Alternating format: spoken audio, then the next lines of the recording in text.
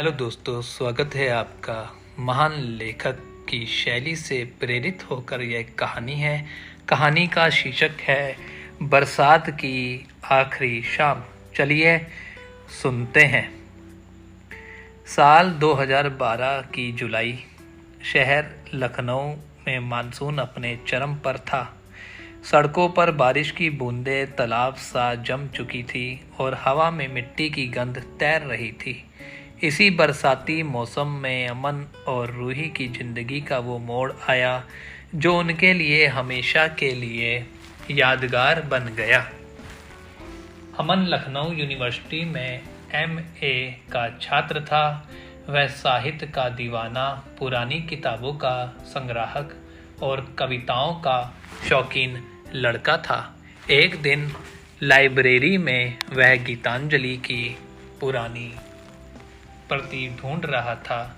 तभी पीछे से एक नर्म आवाज आई, माफ कीजिए, ये किताब आप लेंगे? अमन ने मुड़कर देखा।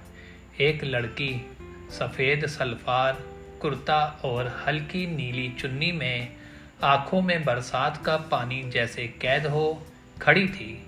जी, मैं देख रहा था, आप चाहें तो। अमन ने किताब आगे बढ़ा दी। लड़की मुस्कुराई, नहीं, आप पढ़िए, मैं कल आ जाऊंगी। उसके जाने के बाद भी अमन का मन किताब में नहीं बल्कि उस मुस्कान में अटक गया। अगले हफ्ते लाइब्रेरी में फिर मुलाकात हुई। आप फिर गीतांजलि पढ़ रहे हैं? हाँ, और शायद आप भी। उस दिन से दोनों के बीच हल्की फुल्की बातें होने लगी।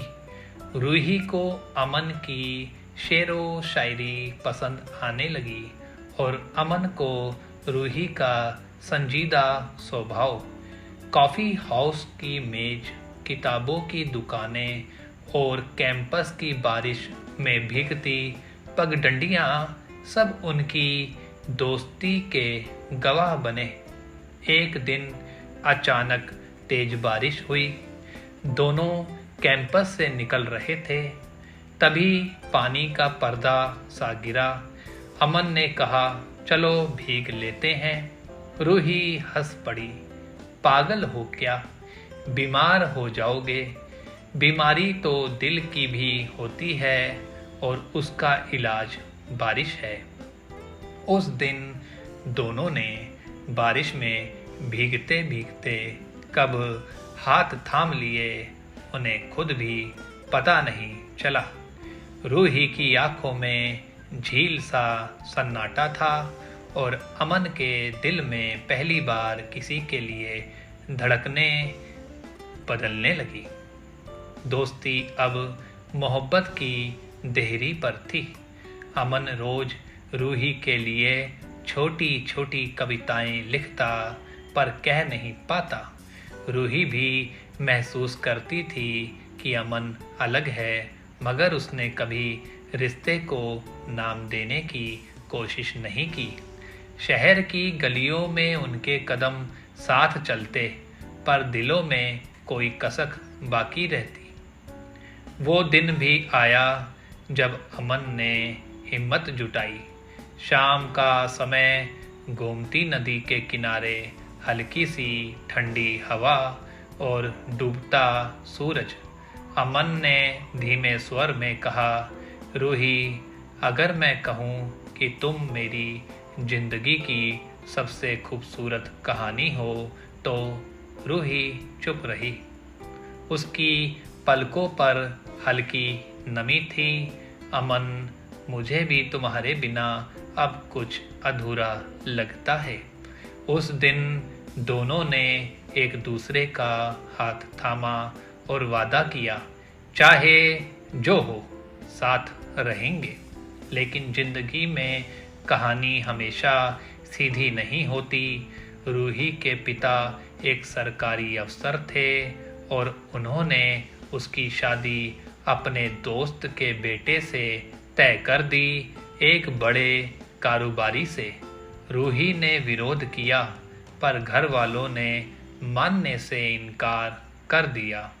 अमन ने पहली बार बेबसी महसूस की। बरसात का मौसम अब उसे अच्छा नहीं लगता था। शादी की तारीख तय हो गई। अमन और रूही की आखिरी मुलाकात एक पुराने पुस्तकालय में हुई। रूही ने कहा, शायद अगले जन्म में हम मिलेंगे। अमन ने सिर्फ इतना कहा, तुम्हारी याद ही मेरा जीवन होगी। वो चली गई और अमन की जिंदगी में एक खालीपन छोड़ गई। सालों बाद 2020 की एक शाम अमन एक किताबों की प्रदर्शनी में था। अचानक वही आवाज़, अमन। वो मुड़ा, रूही सामने थी। चेहरे पर वक्त की लकीरें थी, पर मुस्कान वही थी। मैं अब आज़ाद हूँ, रूही ने कहा। उस शाम फिर बारिश हुई और दोनों उसी बारिश में भीगते रहे, जैसे वक्त ने सारी दूरी पिघला दी हो। उन्होंने तय किया कि अब जिंदगी को दूसरा मौका देंगे। ना समाज की बंदिशें, ना वक्त का डर। बारिश थम चुकी थी, मगर उनके दिल में जो मोहब्बत थी वो अब हमेशा बरसती रहेगी। धन्यवाद।